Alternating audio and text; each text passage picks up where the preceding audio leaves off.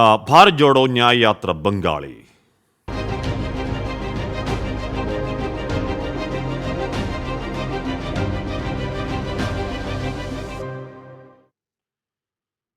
കോൺഗ്രസുമായി സഖ്യമില്ലെന്ന മുഖ്യമന്ത്രി മമതാ ബാനർജിയുടെ പ്രഖ്യാപനത്തിനിടെ ഭാരത് ജോഡോ ന്യായ് യാത്ര ബംഗാളിൽ.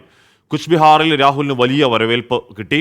മമതാ ബാനർജിയുമായി രാഹുൽ കൂടിക്കാഴ്ച നടത്തിയേക്കും. രാഹുലിനെതിരായ case Assam police criminal investigation ഡിപ്പാർട്ട്മെന്റിന് കൈമാറി. മണിപ്പൂരിൽ നിന്നും ആരംഭിച്ച ഭാരത് ജോഡോ ന്യായ് യാത്ര വടക്ക് കിഴക്കിലെ പര്യടനം പൂർത്തിയാക്കി ഇന്ത്യ സഖ്യത്തിന്റെ ഭാഗമായ തൃണമൂൽ കോൺഗ്രസ് ഭരിക്കുന്ന ബംഗാളിലേക്ക് പ്രവേശിച്ചു. അസമിലെ ദുബ്രിയിലെ ഗോളക്ഗഞ്ചിൽ നിന്നും രാവിലെ 9 ആരംഭിച്ച യാത്ര 10 മണിയോടെ ബംഗാളിലേക്ക് കടന്നു. കൂച്ച് ബിഹാറിലെ ബക്സീർഘട്ടിൽ വലിയ ജനപങ്കാളിത്തത്തിൽ നടന്ന ചടങ്ങിൽ ബംഗാൾ PCC അധ്യക്ഷൻ അധിർ രഞ്ജൻ ചൗധരി പതാക ഏറ്റുവാങ്ങി.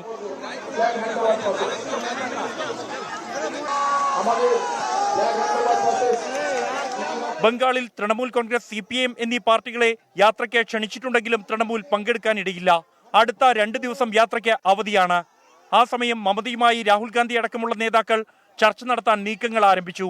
യാത്രയ്ക്കിടെ അസമിലുണ്ടായ സംഘർഷത്തിന്റെ പേരിൽ രാഹുൽ ഗാന്ധി, KC വേണുഗോപാൽ, കനയ്യകുമാർ തുടങ്ങിയ കോൺഗ്രസ് നേതാക്കൾക്കെതിരെ രജിസ്റ്റർ ചെയ്ത കേസ് അസം ക്രിമിനൽ ഇൻവെസ്റ്റിഗേഷൻ ഡിപ്പാർട്ട്മെന്റിന് കൈമാറി. കേസ് പ്രത്യേക അന്വേഷണ സംഘത്തിന് കൈമാറുമെന്നും ലോക്സഭാ തെരഞ്ഞെടുപ്പിന് ശേഷം രാഹുലിനെ അറസ്റ്റ് ചെയ്യുമെന്നും മുഖ്യമന്ത്രി ഹിമന്ത ബിശ്വ ശർമ്മ കഴിഞ്ഞ ദിവസം വ്യക്തമാക്കിയിരുന്നു. 24 ഡൽഹി.